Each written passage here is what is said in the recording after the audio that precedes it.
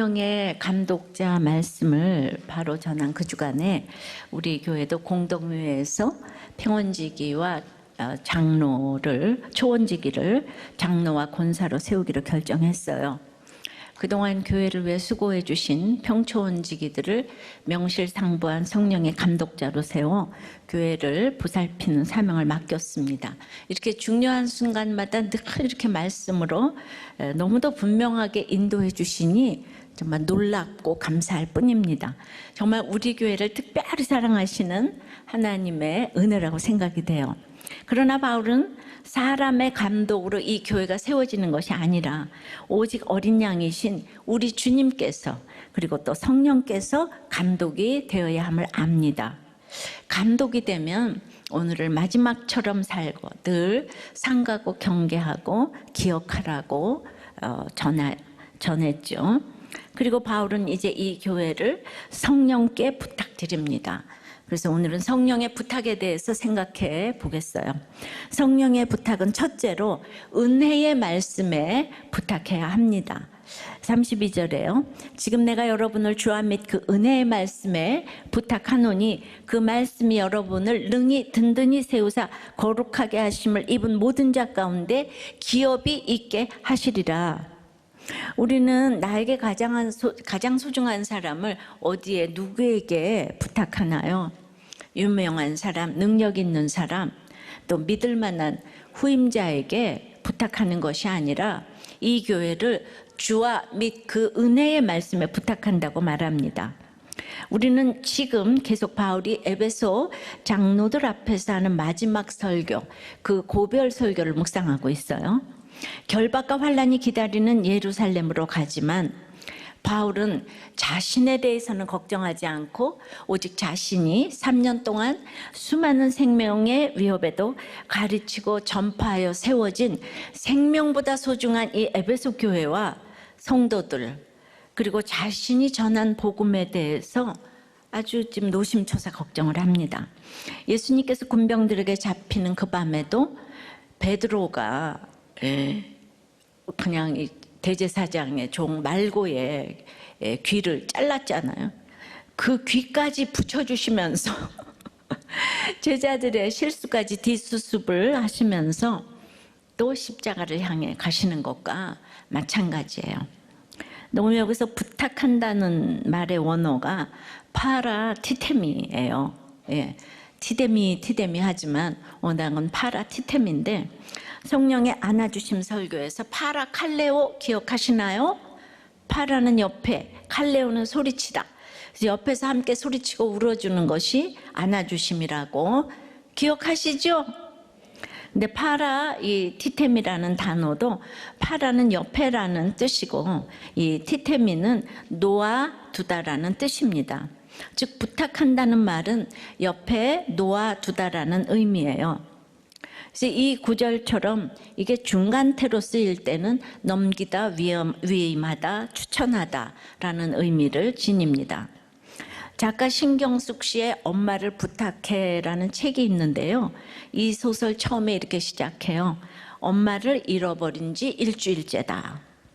그러니까 치매 걸린 엄마를 잃어버렸는데 이제 뭔가 많이 가지고 역에 도착을 했는데 길을 잘 아는 자녀 한 명이라도 그날 나왔다면, 옆에 있었다면, 그리고 항상 몇 발짝씩 앞서 걷던 늙은 아빠가 그 엄마 옆에 손만 붙잡아줘도 잃어버리지 않았을 것이라는 것이죠.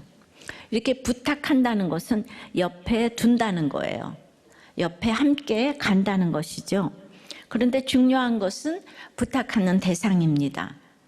이 교회를 감독자들에게 부탁하지 않습니다. 한 사람의 리더에게 부탁하는 것도 아니에요. 바울은 오늘 무엇에 부탁하고 있나요? 주와 그 은혜의 말씀에 부탁한다고 그것을 아주 친근하게 이렇게 이제 표현을 했어요. 즉 내가 가장 사랑하는 대상을 주와 그 은혜의 말씀 옆에 놓는 것이 부탁하는 것이에요. 내가 내 자녀의 감독자가 될 수 없음을 알고 내가 내 남편과 내 아내를 책임질 수 없음을 깨닫고 내 자녀를, 내 가족을 주의 말씀 옆에 놓아두는 것, 이것이 성령의 감독자로 우리가 해야 할 일이라는 거죠. 하나님께서 내 가정에, 직장에, 공동체에 감독자로 삼으셨다면 우리가 해야 할 일은 그 사람을 말씀 옆에 놓아두는 것입니다. 며칠 전 교회에 급한 기도 제목이 올라왔어요. 어떤 집사님이 심한 우울증과 알코올 중독에 밤에 심한 소동을 일으켜 경찰이 출동하고 그 경찰이 보는 앞에서 아파트에서 뛰어내리려고 하니까 급히 강제 입원을 시켰어요. 그리고 이제 그것이 또 오랫동안 효력이 있는 것이 아니라서 사흘인가 입원을 하고 스스로 본인이 퇴원을 했는데 집에 돌아와서 그 집이 이제 불이 났어요. 그러니까 지금 어떻게 해서 불이 났는지 이제 조사 중이지만은 하여튼 생명이 지금 위독한 상태입니다. 그 현장에 도착해서 그 아파트를 볼 때 아주 물 한 방울이 없이 온 집이 불태워져서 전소가 되었다는 거예요.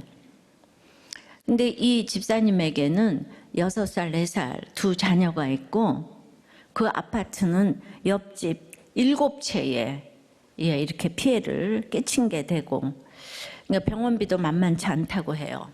그리고 또 현재 이혼 소송 중이라고 합니다. 근데 이 엄마는 딸에게 울면서 네가 잘못되면 나도 살 수 없다고 그렇게 말하시는데, 이 집사님을 어디에 누구에게 부탁을 할 수 있겠습니까? 병원에도 부탁할 수 없고 사람에게도 부탁할 수 없고 이제 부모도 감당이 안 돼요.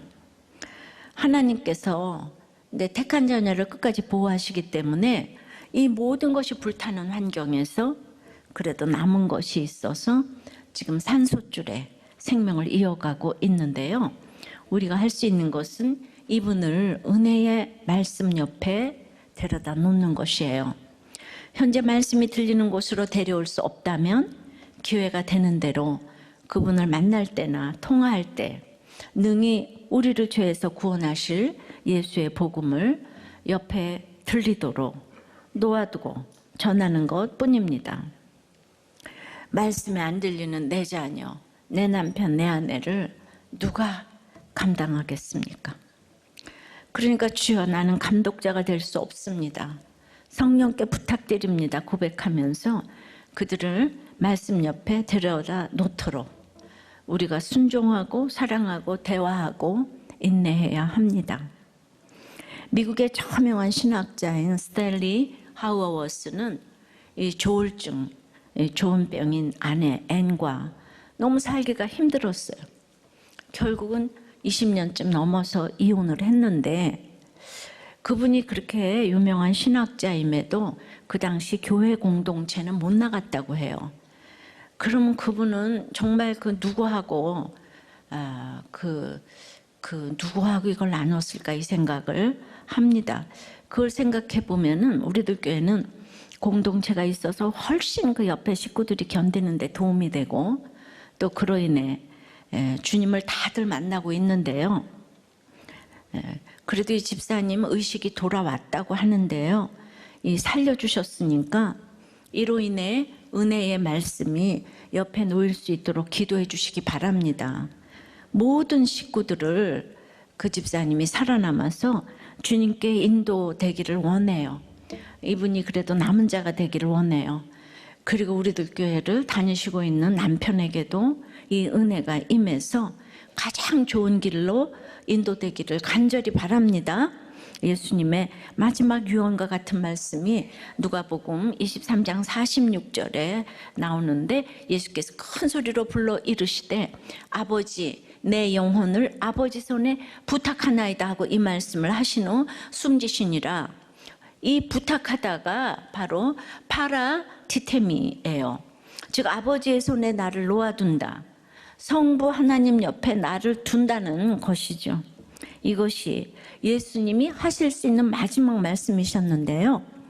우리는 이렇게 내 자녀, 내 가족을 말씀 옆에 놓아두는 것이 우리의 사명이에요. 이것이 성령의 부탁이에요. 도무지 말씀과 상관없는 나를 그리스도의 은혜로 말씀 옆에 이 내 인생이 놓여졌다면 이제 내게 맡겨준 한 사람을 말씀 옆에 두기 위함이 우리의 사명이 되어야 합니다. 그렇다면 왜 말씀 옆에 두려고 이렇게 노력해야 하나요? 그 말씀이 여러분을 능히 든든히 세우사 거룩하게 하심을 입은 모든 자 가운데 기업이 있게 하시리라.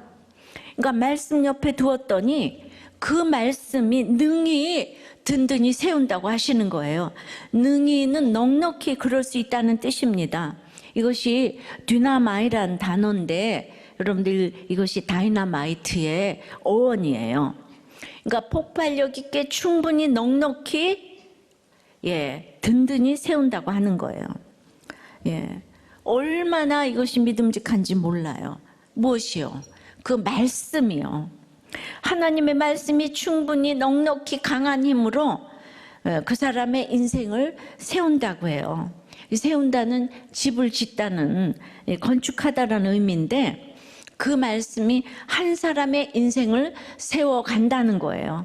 털을 닦고 기반을 다지고 한 발짝씩 한 스텝씩 말씀으로 세워가는 것이죠. 그런데 어떻게 건축한다고 합니까? 거룩하게요. 우리의 인생을 거룩하게 건축한다고 해요. 잡초가 있으면 뽑아야 하고 불법 건축물이 있으면 철거를 해야 되고 더러운 물건들은 치워야 하기 때문에 고난이 따릅니다.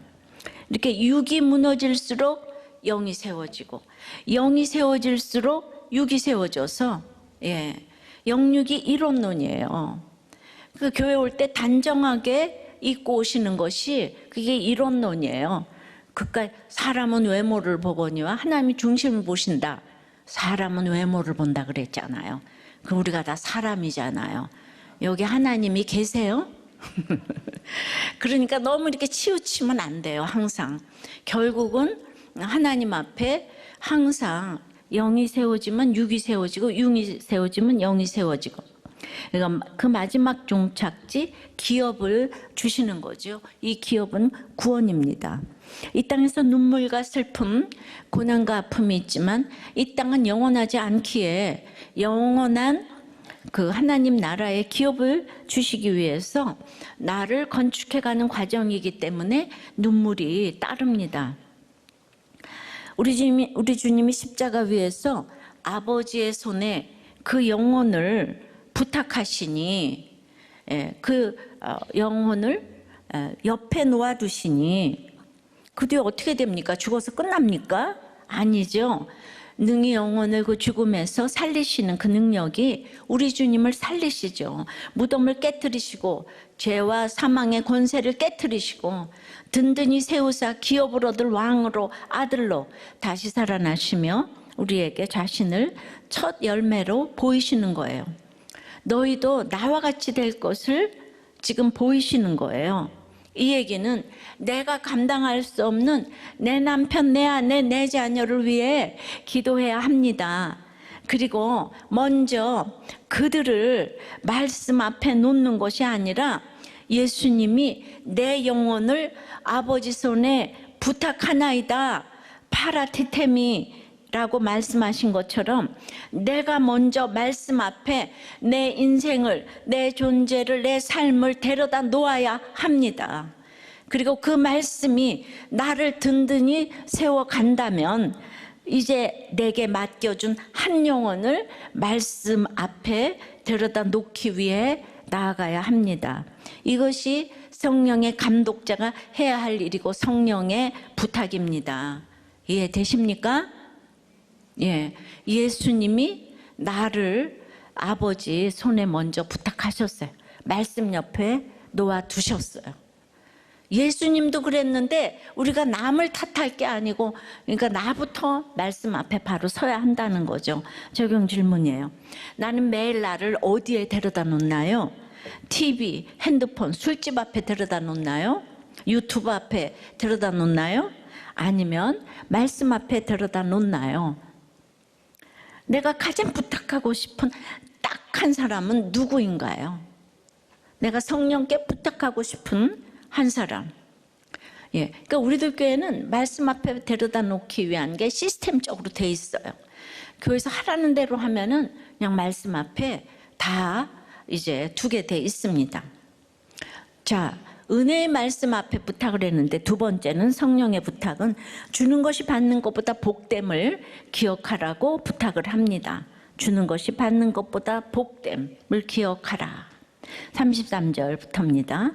내가 아무의 은이나 금이나 의복을 탐하지 아니하였고 여러분이 아는 바와 같이 이 손으로 나와 내 동행들이 쓰는 것을 충당하여 범사에 여러분에게 모본을 보여준 바와 같이 수고하여 약한 사람들을 돕고 또 주 예수께서 친히 말씀하신 바 주는 것이 받는 것보다 복이 있다 하심을 기억하여야 할지니.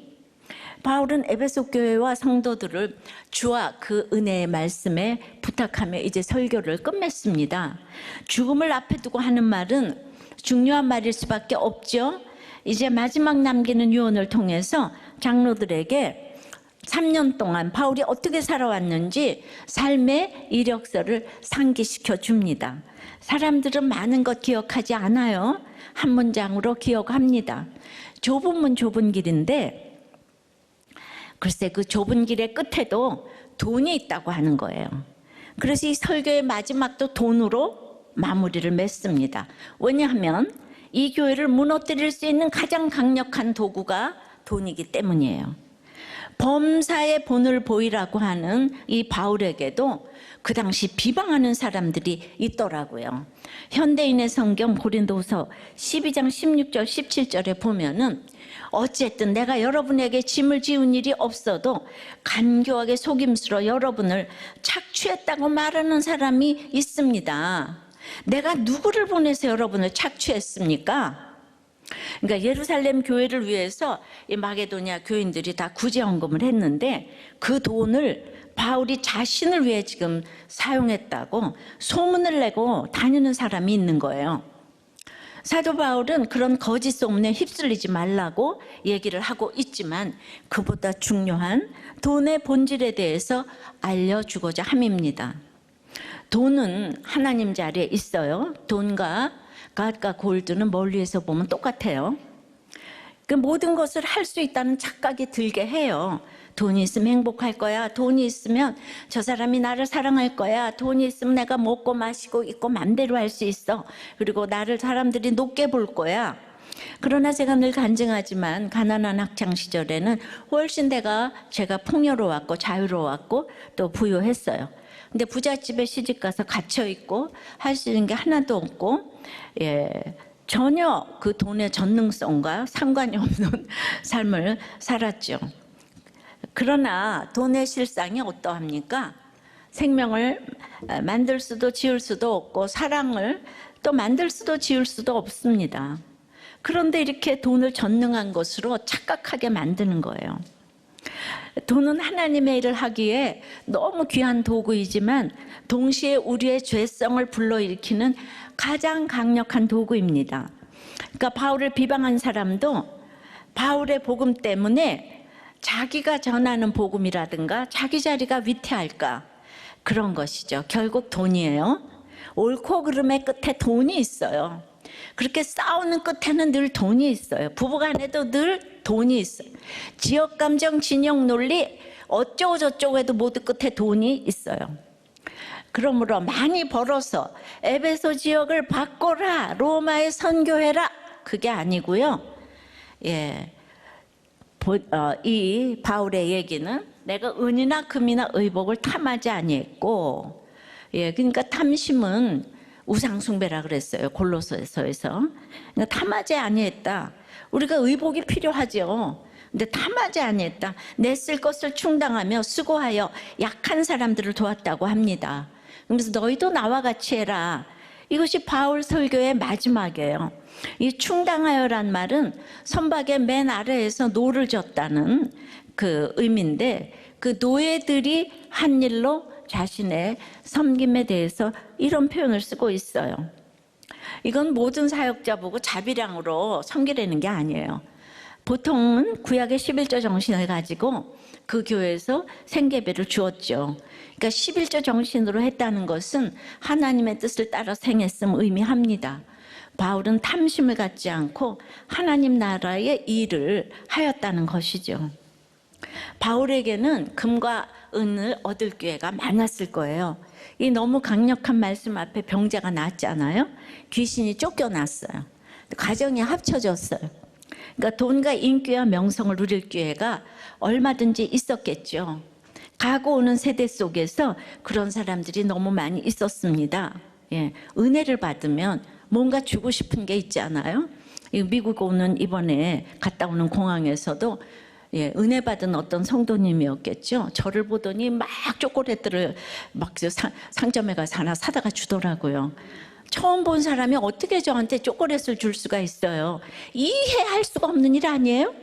여러분 어떻게 그럴 수가 있어요? 그러니까 내가 커지면 커질수록에 자기 사명이 되어서 자신에게 부탁을 해요. 성령께 더 이상 부탁하지 않아요. 이게 돈의 정능성의 착각이에요. 기도하지 않아요. 내가 하면 되잖아요. 성령께 부탁하지 않아요. 말씀 옆에 나를 두지 않습니다. 왜요? 돈이 있잖아요. 내가 의사를 사고 간병인을 사면 되니까 성령께 부탁할 일이 없어요. 그러면 천국문 앞에 섰을 때 어떠할까요?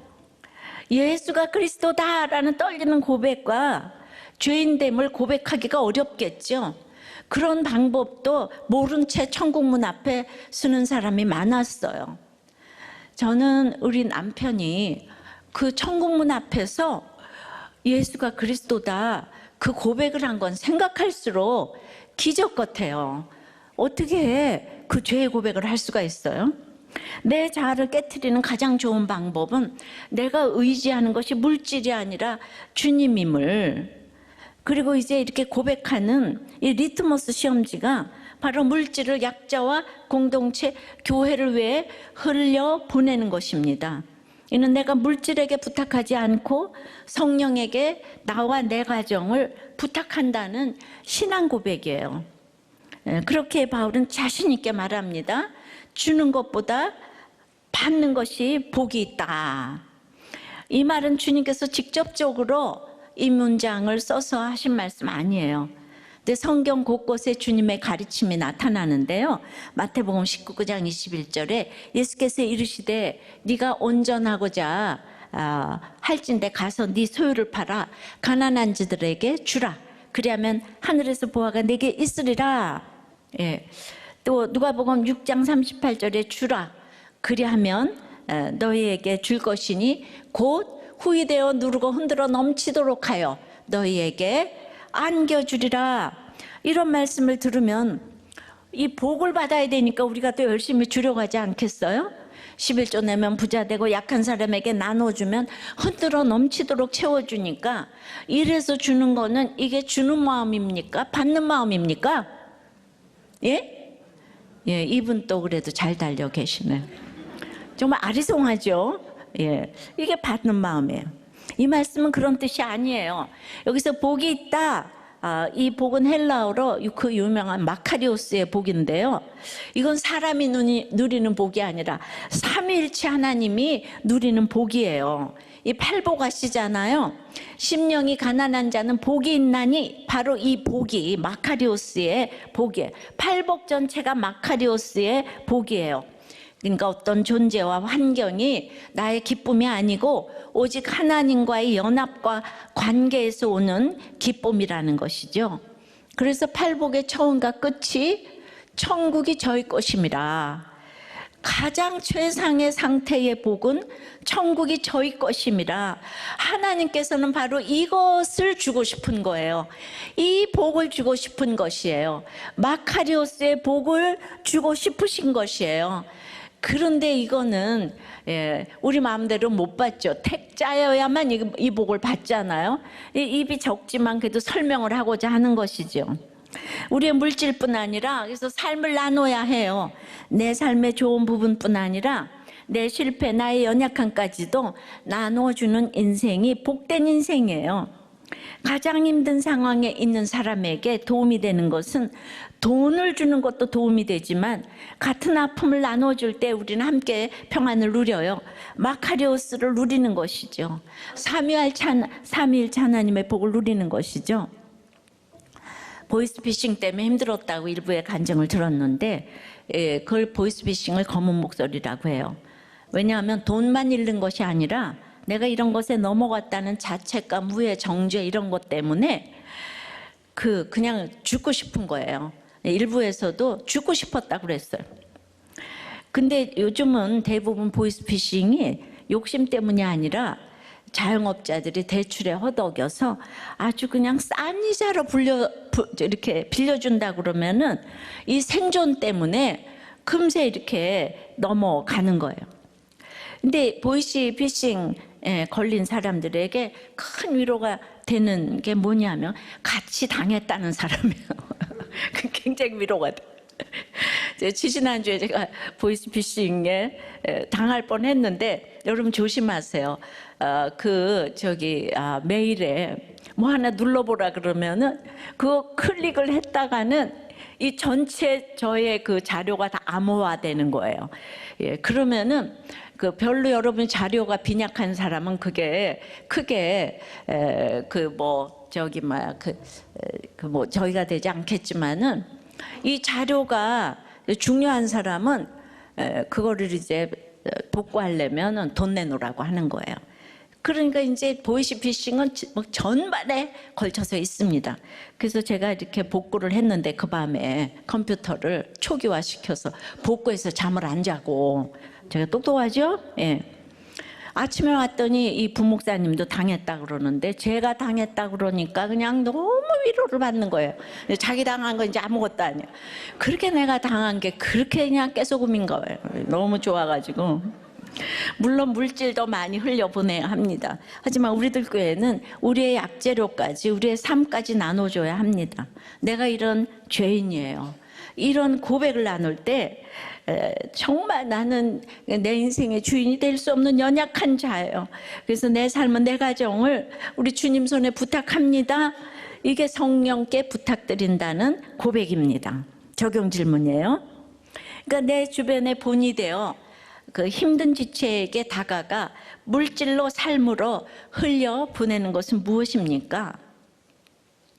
그 흘려 보내게 되면 그 인생이 이 세상은 알 수 없는 천국의 그 마카리오스의 복이 믿어지십니까?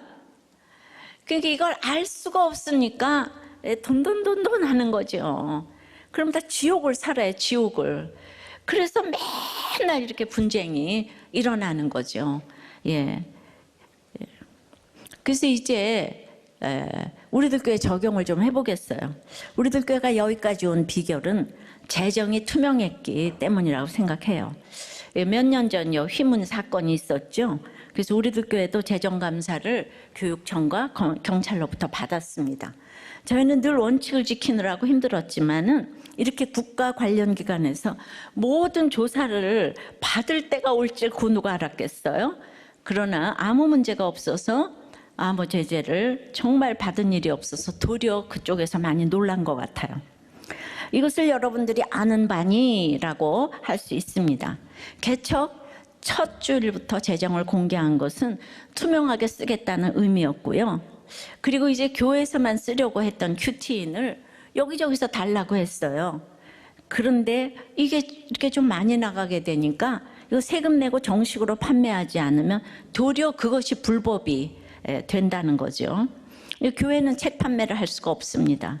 시판을 위해서 법인이 필요했어요. 요즘 법인은 인간하기가 너무 어렵다고 해요. 근데 실사를 나와서 우리 판교 5층에서 쫙 책 만들고 있으니까 이게 진짜 사실이구나 해서 이 우리들 교회를 신뢰해서 인가가 나왔어요. 그래서 큐티 선교회는 2000년부터 있었지만은 개척 전부터 있었지만은 이 책 판매를 위해 2016년도에 경기도에서 법인으로 인가를 받았습니다. 큐티엠 정관에 보면 그 사업 종목 중에 뭐 목회자 세미나, 큐티 세미나, 세대별 큐티 책 출판, 또 해외 선교사 네트워크 협력 사역 등이 있고요. 국세청에서 발행한 사업자 등록 중에는 종목에 출판 서적이라고 되어 있습니다. 그리고 경기도지사가 인가해준 비영리법인 설립 허가증이 있습니다. 그러니까 큐티 선교회는 개인 선교회가 아니고요. 이 학교처럼 경기도가 감사해주는 법인이고요. 어찌 보면 교회보다 훨씬 더 까다로운 것이기 때문에 경기도에 늘 재정 보고를 합니다. 그래서 항상 원칙을 지키는 것은 너무 힘들지만 결국 살아남았어요. 이것을 여러분들이 아는 바니, 근데 잘 모르더라고요. 약한 사람들은 교회 밖에도 있지만 교회 안에도 있어요. 개척 1주년에 개인 회상을 신청하라고 하니까 40명이 신청했던 것을 기억하시는 분이 있을 거예요. 그래서 저희들이 변호사비를 지원해서 도왔습니다. 그 후로 추수감사절 헌금은 성도들을 위해서 썼어요. 그리고 우리들 교회는 자유함이 있어서 또 다 신청을 잘 하세요.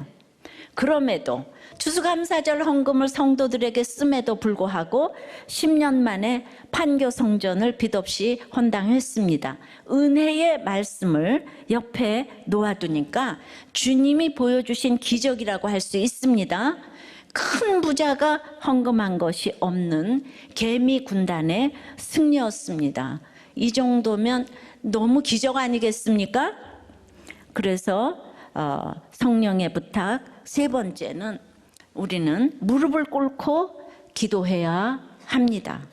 36절부터입니다.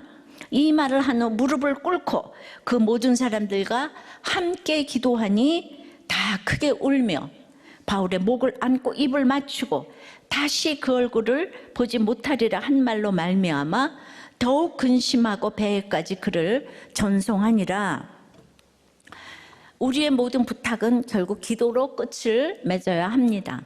우리의 모든 목장도 기도로 시작해서 기도로 마무리를 지어야 합니다. 우리의 삶도 기도로 인생을 맺어야 합니다.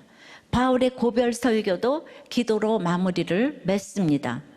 이것은 이 교회를 성령께 부탁한다는 우리의 고백이며 기도로 마지막 인생의 마침표를 찍는 것도 내 인생 전체를 성령께 부탁드린다는 고백이죠. 그런데 기도를 했는데 오늘은 무릎을 꿇고 했다고 해요. 그때까지 유대인들은 하늘을 향해 두 손 벌리고 서서 기도하는 것이 일반적인 기도 형태였는데요. 그래도 성경에 무릎을 꿇고 기도한 장면이 이제 가끔 등장해요. 솔로몬이 성전 건축할 때 성전 건축 후에 기도할 때 무릎을 꿇었어요. 열왕기상 8장 보면. 또 에스라가 백성들이 이방인과 불신 결혼한 것을 알고 무릎을 꿇고 회개의 기도를 드렸어요. 에스라 9장 5절 보면. 또 다니엘이 하루 3번씩 예루살렘을 향해 무릎을 꿇고 기도했지요. 다니엘 6장 10절에. 우리 주님께서 십자가 지시기 전에 감람산에서 기도하실 때 무릎을 꿇으셨어요. 누가복음 22장 41절입니다.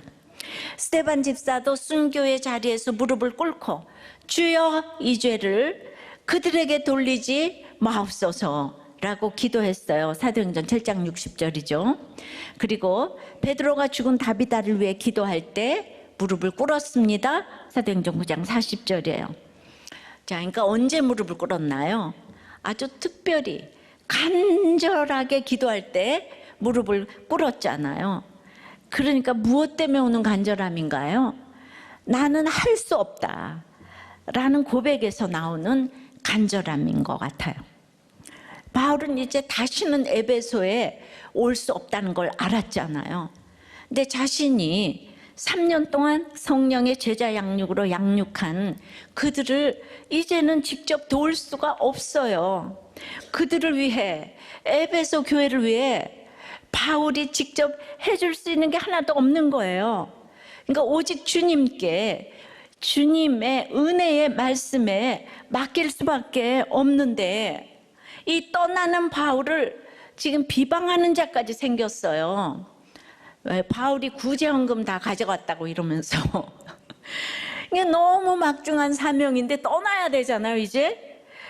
그러니까 막 저절로 간절함이 생겼을 것 같아요. 이상한 소문을 두고 떠나려니까 더 기가 막히잖아요. 장로들은 또 어떤가요? 정말 질 수 없는 십자가를 자꾸 지라 그러니까 도망가고 싶은 게 우리 마음이에요. 하지만 우리 주님은 말씀을 통해서 도망갈 생각을 하지 말고 이제 무릎을 꿇고 기도하라고 하시죠. 근데 물론 무릎을 꿇고 기도해도 바울과 작별할 상황이 하나도 바뀌지 않았어요. 또 성령에 매여 무슨 일이 기다리고 있는지도 모르는 이 예루살렘으로 가야 하는 바울의 상황도 바뀌지 않았어요. 그럼 우리가 기도할 때 상황이 바뀌라고 기도하는 게 아니고요. 아무것도 할 수 없을 때 그냥 기도하면은요, 그게 응답이에요. 그래서 아침마다 그냥 은혜의 말씀에 부탁하는 거예요. 내가 원하는 게 응답이 아니고 우리는 그냥 은혜의 말씀에 부탁하는 게 응답이에요. 그래서 내가 할 수 있는 게 없어도 기도해야 합니다. 그래서 기도해야 돼요. 내가 원하는 거 들으려고 하는 게 아니에요. 그러니까 아무것도 원하는 응답이 지금 안 됐어요. 기도가 끝나고 다 크게 웁니다. 이 울음은 일평생 한번 울어볼까 할 정도의 큰 울음을 뜻하는데요. 이게 이제 구원을 위한 울음이고 영혼을 위한 울음이고, 바울이 에베소 교회를 성령께 부탁하듯 바울의 인생을 성령께 부탁드린다는 사랑의 표현이었습니다. 그래서 서로 크게 울고 목을 안고 입을 맞추며 안타까운 작별을 했습니다. 그래서 여기서 근심했다는 것이 자기 자신을 심히 슬프게 하는 깊은 슬픔을 말합니다. 이는 성부와 성자 사이에 느끼는 슬픔이고 그 슬픔의 크기가 클수록 복음으로 말미암은 그들의 연합이 얼마나 견고하고 깊었는지를 보여주는 이 슬픔이에요. 우리 부부관계가 깊은 연합이면요, 슬픔이 큰 만큼 이 이별도 사별의 슬픔처럼 큰 슬픔으로, 그런 뜻이 있어요. 이 사별의 슬픔처럼 큰 슬픔이었다는 거예요. 그만큼 바울과 장로들이 복음으로 말미암아 얼마나 십자가 안에서 가족과 같은 연합으로 한 공동체가 되었는지를 보여줍니다. 하지만 그 신자의 슬픔은 다시 만날 기쁨에 비례하듯 복음으로 말미암아 저 천국에서 보면 얼마나 기쁠까요? 그러니까 우리가 이렇게 우는 것은 포기하지 않았다는 거예요. 눈물이 없어지는 것이 정말 포기한 것이에요. 앞으로 닥칠 환난 때문에 울고 기도한 것은 좋은 의미예요. 스데반이 죽었을 때 경건한 자들이 크게 울었어요. 초대교회는 바울의 눈물 등 눈물이 많았어요. 눈물이 많은 곳은 그래도 이 세상에서 소망이 있는 곳이에요. 슬퍼서 우는 것은 복음이 전해질 장소니까 소망이 있고, 이웃을 위해 눈물을 흘리는 것은 하나님이 원하시는 차원이니까 이래저래 눈물은 좋은 것이라고 생각이 됩니다. 하지만 그들이 무릎을 꿇고 함께 드린 기도는 땅에 떨어지지 않았어요. 이때로부터 한 세대, 즉 30년 이상 시간이 지났을 때 에베소 교회는 여전히 아시아 중심 교회로 그 역할을 하고 있었고요. 요한계시록의 7교회 중 하나로 자리매김을 했습니다.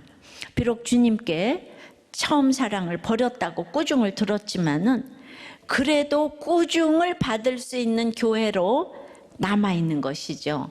전 이것이 참 중요하다고 생각하는데요. 이 꾸중을 받을 수 있는 교회, 또 교인도 많지 않아요.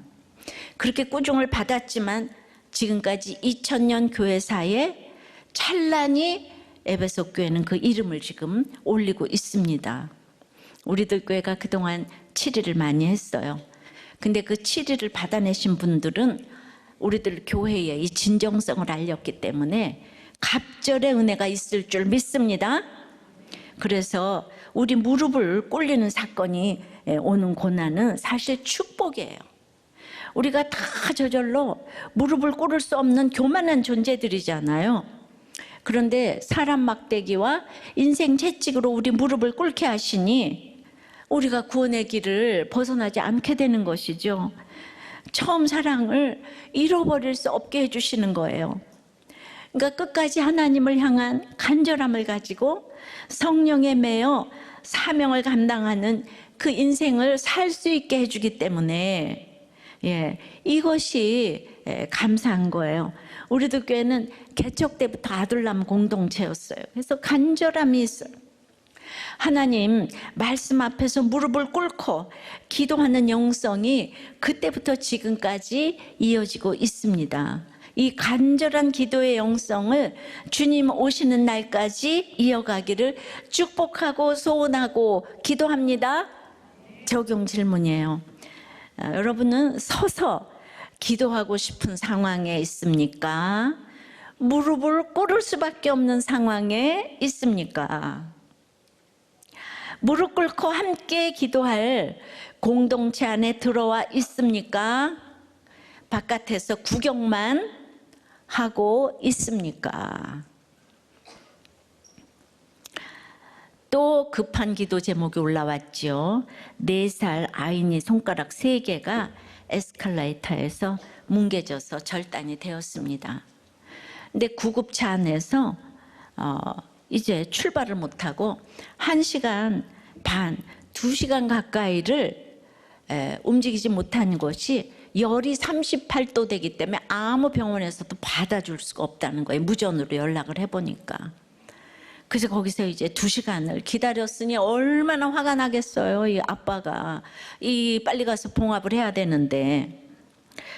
그런데 그때 이제 가만히 진정을 하고 생각을 해보니까 손가락이 잘려나간 3개 중에서 2개만 찾았고 1개를 못 찾았대요. 그런데 그 기다리는 시간 1시간 넘어서 안전요원이 글쎄 마지막 3번째 잘린 손가락 하나를 찾아가지고 왔다는 거잖아요. 그런데 그 다음날 YTN 뉴스를 보니까 그 안전요원이 그 쬐끄만 그 4살짜리 아이 손가락, 그것도 끝에 잘려진 부분 그거 하나 찾겠다고 에스컬레이터를 다 뜯었다잖아요. 그래가지고 그걸 찾아가지고 왔대잖아요. 우리 박수를 이때 쳐야 돼요. 우리가 이렇게 책임감 가지고 찾아주는 줄 정말 몰랐어요. 그러니까 우리는 빨리 가는 게 기도응답이잖아요. 근데 하나님은 2시간 이렇게 대기하게 하셔서 3번째 손가락을 찾게 하셨잖아. 그러니까 우리의 응답은 뭔지 모르니까 무조건 기도를 해야 되는 거야. 기도. 가장 좋은 길로 인도해달라고. 그래서 공동체와 더불어 기도를 해야 되는데 진짜 너무너무 감사하더라고요. 그러면서 이걸 통해서 이번 연도처럼 살아가면서 힘든 애가 없었던 것 같은데 식당하게 되면서 힘들어서 빚지게 되고 아버지가 그 와중에 돌아가시고 권찰이 유산을 하고 고소 사건에 얽히고 설키고 거기에다가 지금 이제 아들 사건까지 왜 이렇게 힘든 일이 계속 반복해서 일어나는가 묵상을 하는 가운데 최종적으로 제가 다른 길을 계속하고 있었다는 것이 깨달아졌다는 거예요. 자식을 치니까 하나님께서 자식을 통하여서 제가 그렇게 고민하고 붙들고 있었고 정말 내려놓지 못하는 것들이 그냥 그런 것들이 전부 아무것도 아닌 게 되더라는 거예요. 그러니까 이 4년이라는 시간 동안에 11가지 사업을 했는데 하나도 성공을 못하고 모두 실패하고 빚더미에 앉게 하신 이유를 알게 됐다는 거예요. 그러니까 인생 채찍으로 저희 무릎을 꿇게 하신 것인데 그냥 이렇게 우리가 그 해석을 할 때 늘 이제 왜 빨리 안 가는가, 지금 이 구급차가 왜 빨리 안 가는가, 그러니까 해결되기를 원하잖아요, 그죠? 그런데 우리가 기도했으면 지금 그 구급차가 안 가려고 안 가는 게 아니잖아요. 그러니까 여러분들은 항상 해석부터 해야 해결이 되는데 늘 해결을 기도응답으로 생각하니까 이 목자님께서 청년부 출신인데 아직 세상에 쌓아놓는 걸 너무 좋아하기 때문에 이 11가지 사업이 다 안 되는 이유는 허황되기 때문인 거죠.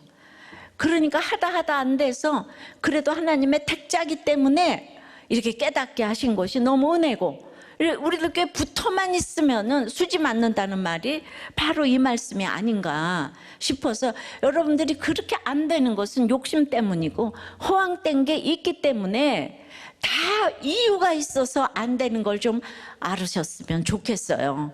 그러니까 뭐가 없어도 하나님의 뜻이면 그 사람이 지옥을 살지 않아요, 절대로. 주는 것이 받는 것보다 복이 있으니까. 근데 내 인생의 목적이 잘 먹고 잘 사는 거, 여기에 목적이 있으니까 날마다 되는 일이 없다고 표현을 이제 그렇게 하잖아요. 그러니까 이번에 아이니가 큰 일을 이제 했고, 우리가 이렇게 성령의 부탁을 하면서 우리의 모든 식구들을 하나님께 올려드렸으면 좋겠습니다.